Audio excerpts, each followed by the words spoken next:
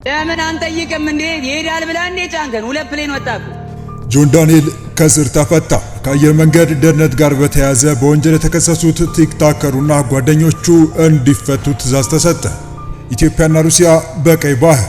የኢትዮጵያን ወደ ባህር መመለስ የደገፈችው ሩሲያ በቀይ ባህር ላይ ተገኘች። የሩሲያ ወደ ቀይ ባህር ቀጠና መምጣት አሜሪካን አበሳጨ። ትራምፕ ለኢሳያስና ሐሰን ሼክ መርዶ ላኩ። ኤርትራውያንና ሶማሊያውያን በአሜሪካን ፈልጋቸውም ፕሬዝዳንቱ አመረሩ። ከአዲስ አበባ ከተማ ወደ መቀለ ከተማ ለመጓዝ አውሮፕላኑ ለበረራ ዝግጁ ቢሆንም የአየር ሁኔታ ለበረራ አዳጋች በመሆኑ በረራው እንዲሰረዝ በመደረጉ በመበሳጨት ከአውሮፕላን አንወርድም በማለት ቲክቶክ ላይቭ በመግባት ለሕዝብ የአየር መንገዱ ክብር በማይመጠን መልኩ አሉታዊ አመለካከትን እንዲፈጠር አድርጓል የተባለው ቲክቶከር ጆን ዳንኤልና ጓደኞቹ ከእስር እንዲፈቱ ተወሰነ። ወደ እናንተ የምናደርሰው ቀዳሚ ጉዳያችን ነው። በቀይ ባህር ቀጠና ላይ አዲስ ኃይል እየመጣ ነው።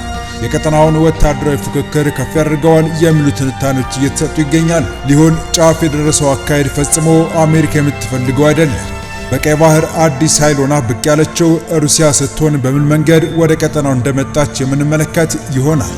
እንዲሁም ትራምፕ ኤርትራና ሶማሊያ ላይ ጥርስ መንከሳቸውን አጥብቀው መቀጠላቸውንና ሶማሊያውያንን በሀገር አሜሪካ እንዳላያቸው ስለማልታቸው አክለን ይዘን ተገኝተናል። ቻናሉን ሰብስክራይብ፣ ላይክ፣ ሼር ያደረጋችሁ እስከ መረጃዎቻችን ፍጻሜ አብራችሁን ቆዩ።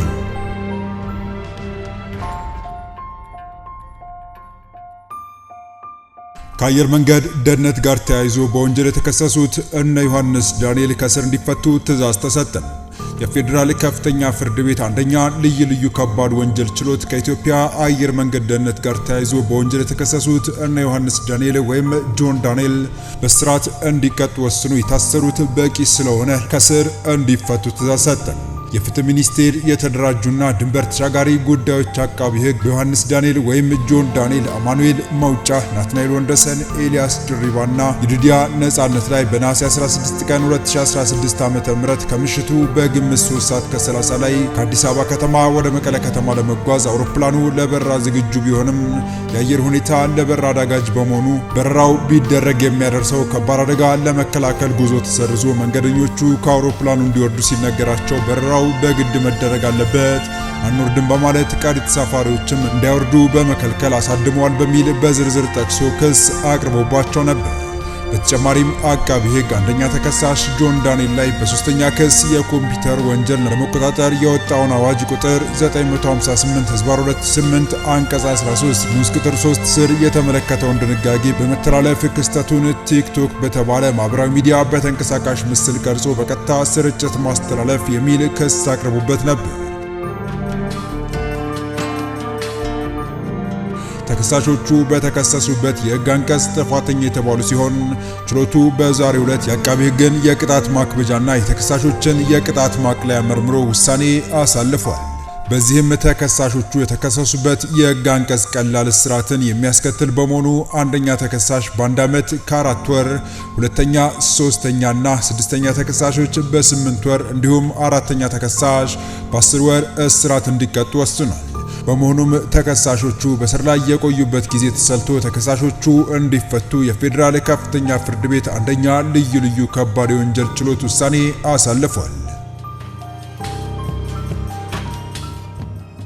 በዚሁ ወደ ተከታዩ መረጃችን ተሻገርን። የፕሬዝዳንት ፑቲን ሀገሯ ሩሲያ የኢትዮጵያ ወደ ቀይ ባህር መመለስ እንደምትደግፍ በተደጋጋሚ የገለጸች ሲሆን ሀያላን ሀገራት ወደሚገኝበት ወደዚህ ቀጠናም ራሷን ለማሳተፍ ብቅ ማለቷን የተሰማ።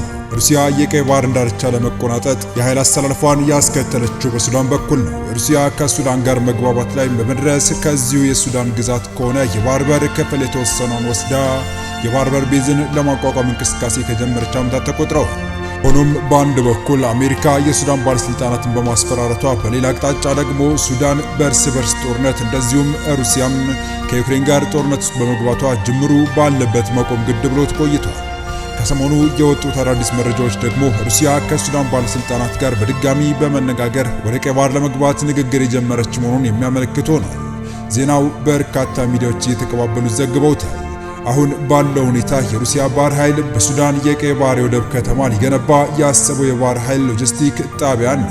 በዚህ ጉዳይ ጀነራል አብዱል ፈታህ አልቡርሃን አገዛዝ ከሩሲያ ጋር ከጀመረው ግንኙነት ጋር በተያያዘ የአሜሪካ መንግስት ጥብቅ ማስጠንቀቂያ የሰጠው ቢሆንም አሁን ባለው ሁኔታ ግን ከሩሲያ የጦር መሳሪያዎች የሚያስፈልጉት በመሆኑ ማስጠንቀቂያውን ወደ ጎን በማለት ሩሲያን ማስጠጋቱን መርጦ ታይቷል። ይህም በቀይ ባህር አዲስ ኃይል ፍትጊያ እንዲፈጠር ምክንያት ይሆናል የሚሉ አስተያየቶች እየተሰጡበት ነው። ሩሲያ ፖርት ሱዳን ወደብ ላይ ባህር ኃይል ሎጂስቲክ ጣቢያ ለመገንባት በሚያስችላት ደረጃ ላይ ከደረሰች ከጀነራል መሐመድ ሐምዳን ዳጋሎ ጋር በፍልሚያ ላይ ያለው የጀነራል አብዱል ፈታህ አልቡርሃን ጦር ሩሲያ ሰራሽ የጦር መሳሪያዎችን የሚያገኝ ይሆናል። ጀነራል አብዱል ፈታህ አልቡርሃን በሱዳን የእርስ በርስ ጦርነት ውስጥ በማናቸው መልኩ አሸናፊ ሆኜ መውጣት አለብኝ በማለት ቆርጠው ስለተነሱ ከዚህ ውጪ የትኛውንም አካል አልሰማም ብለዋል። በትናንትናው ዕለት የወጡ መረጃዎች ያመለከቱት ሩሲያ በምላሹ ለሱዳን ኤስ-30 እና ኤስዩ-35 ተዋጊ ጀቶችን የምትሰጥ ይሆናል። ሩሲያ ፖርት ሱዳን ላይ የባህር ኃይል ሎጂስቲክ ማዕከል ለመገንባት ጥያቄ ያቀረበችው ከበርካታ ዓመታት በፊት ቢሆንም የሱዳን ወታደራዊ መንግስት ግን በሀገሪቱ በሚካሄደው ጦርነት ሳቢያ ንግግሩ ላልተወሰነ ጊዜ እንዲዘገይ አድርጎት ቆይቷል። አሁን ባለው ሁኔታ በሱዳን ደቡባዊ አቅጣጫ በኮርዶና በዳርፉር ከባድ ውጊያ መካሄዱ እንደቀጠለ ነው። አልቡርሃን የመንግስታቸውን መቀመጫ ከካርቱም አንስተው ወደ ቀይ ባህሯ የወደብ ከተማ ፖርት ሱዳን ከወሰዱ ቆየት ብለዋል። ጠንከር ባለው የቀይ ባህር ፉክክር አሜሪካ ጅቡቲ ላይ ካላት ወታደራዊ ቤዝ በተጨማሪ ከሶማሊያ ተገንጣይ ሀገር ሆኛለሁ በምትለው ሶማሌላንድ የቀይ ባህር አቅጣጫ በኩል አንድ ተጨማሪ ወታደራዊ ቤዝን እያፈላለገች መሆኑን የሚያመለክቱ ዘገባዎች ከሰሞኑ ሲወጡ ከርመዋል።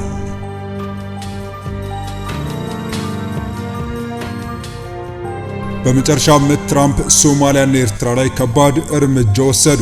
ትራምፕ ኤርትራን ጨምሮ ወደ አሜሪካ እንዳይገቡ ሲሉ ከባድ ውሳኔ ያስተላለፉባቸው ሀገራት ላይ ሌላ ጠንከር ያለ እርምጃ መውሰዳቸው ተሰምቷል። በፕሬዝዳንቱ ትዕዛዝ ኤርትራውያን ጨምሮ የበርካታ ሀገራት ዜጎች ከባድ አጣብቂኝ ውስጥ ገብተዋል። ትራምፕ ወደ አሜሪካ እንዳይገቡ ሲሉ ይህን ውሳኔ ባስተላለፉት ሀገራት ላይ ተጨማሪ ከባድ ውሳኔን አስተላልፈዋል። ኒውዮርክ ታይምስ እንደዘገበው ትራምፕ አስቀድሞ የጉዞ እገዳ ከጣሉባቸው ሀገራት የመጡ ዜጎች በአሜሪካ የመኖሪያ ፍቃድን ጨምሮ የዜግነት ጥያቄዎቻቸውን እንዳይታዩ ሲሉ ማገዳቸውን አመልክቷል። የኢሚግሬሽን ኃላፊዎች ከሀገራቸው የመጡ ዜጎችን የመኖሪያ ፍቃድና የዜግነት ጉዳዮች ላይ የመጨረሻውን የፍርድ ውሳኔ ከመስጠት እንዲቆጠቡና በመመልከት ላይ የሚገኟቸውን ጉዳዮች መመልከት እንዲያቆሙ በሚል ትዕዛዝ እንደተሰጣቸው የተመለከተ። የትራምፕ አስተዳደር ኤርትራን ጨምሮ ከ19 ሀገራት ወደ አሜሪካ የገቡ በሁሉም ዜጎች የመኖሪያና ስራ ፍቃድ ላይ እገዳና ምርመራ ሊያደርግ መሆኑ ከሳምንት በፊት መግለጹ አይዘነጋም። ይህ በእንዲህ እንዳለም የአሜሪካው ፕሬዝዳንት ዶናልድ ትራምፕ የሶማሊያ ስደተኞች በአሜሪካ እንደማይፈለጉ በመግለጽ ለጋዜጠኞች ወደ መጡበት መመለስ አለባቸው እና አገራቸው ጥሩ ያልሆነችው በምክንያት ነው ብለው ማክሰኞ ዕለት በካቢኔ ስብሰባ ላይ እውነቱን ለመናገር በአገራችን እንዲኖሩ አልፈልግም ብለዋል። ትራምፕ ወደ ሀገራችን ቆሻሻ ማስገባት ብንቀጥል አሜሪካ በተሳሳተ መንገድ ትሄዳለች ሲሉም ተናግረዋል። የኢሚግሬሽን ባለስልጣናት በሚኒሶታ ሰፊ የሶማሌ ማህበረሰብ ውስጥ ዘመቻ እያቀዱ ስለመሆናቸው እየተነገረ ባለበት ጊዜ ነው ትራምፕ ይህንን የሚያንኳስስ አስተያየት ሰጡት። የሚኒሶታ ግዛት ባለስልጣናት እቅዱ ከምስራቅ አፍሪካዊት ሀገር የመጡ የሚመስሉ የአሜሪካ ዜጎችን ያላግባብ ጠራርጎ ሊያስወጣ እንደሚችል በመግለጽ አውግዘዋል። በጋራ ትዊን ሲቲስ የሚባሉት ሚኒያፖሊስ እና ሴንት ፖል የተባሉት በዓለም ላይ ካሉት ትላልቅ የሶማሌ ማህበረሰቦች መገኛ መካከል ናቸው። ከተሞቹ በአሜሪካ ውስጥ ትላልቆች የሶማሌ ማህበረሰብ መገኛ ናቸው። ትራምፕ ማክሰኞ ዕለት ለሰዓታት በቴሌቪዥን ከተላለፈ የካቢኔ ስብሰባ በኋላ በሰጡት አስተያየት በሀገራችን እንዲኖሩ አልፈልግም፣ እውነቱን እነግራቸዋለሁ። አንድ ሰው ይህ ትክክለኛ አመለካከት አይደለም ሊል ይችላል፣ ግዴለኝም፣ በሀገራችን እንዲኖሩ አልፈልግም ብለዋል።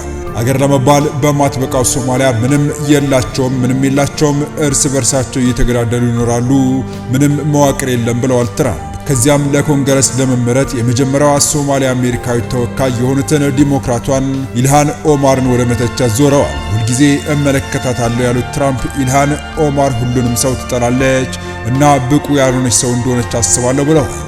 ኢልሃን በማህበራዊ ሚዲያ ላይ በኔ ላይ ያለው አባዜ አስፈሪ ነው ብለዋል። በጣም የሚያስፈልገውን እርዳታ እንደሚያገኙ ተስፋ አድርጋለሁ። የሀገሪቱ ስደተኞችና የጉምሩክ ተቋም የሆነው ኢሚግሬሽን ኤንድ ከስተምስ ኢንፎርሜሽን በትራምፕ አስተዳደር በመንትያ ከተሞች ውስጥ ህጋዊ ያልሆኑ የሶማሊያ ስደተኞች ኢላማ እንዲያደርግ መምሪያ ተሰጥቶታል ሲሉ እቅዱን የሚያውቁ ሰው ማክሰኞ ዕለት ለቢቢሲ የአሜሪካ አጋር ሲቢኤስ ኒውስ ተናግረዋል። የተወደዳችሁ የቻናላችን ቤተሰቦች ለአሁኑ ለእናንተ ይመጥናሉ ብታደምጧቸው ታተርፉባችኋላችሁ ብለን የመረጥንላችሁ ዕለታዊ መረጃዎቻችን እስካሁን ያደመጣችኋቸው ነበሩ። በተመሳሳይ ሀገራዊና ቀጠናዊ ጉዳዮች እንዲሁም ዓለም አቀፋዊ ጂኦፖለቲካ፣ ወታደራዊና አነጋጋሪ ክስተቶችን ለበለት ተከታትለን በትኩስ ይዘን እንደምንቀርብ እያሳወቅን የቻናሉ ቤተሰብ ካልናችሁ ሰብስክራይብ፣ ቪዲዮን ላይክ እና ሼር በማድረግ ተደራሽነታችን ታሰፉ ዘንድ አክብሮታዊ ግብዣችን ነው። አበቃን። ሰናይ ጊዜን ተመኘን።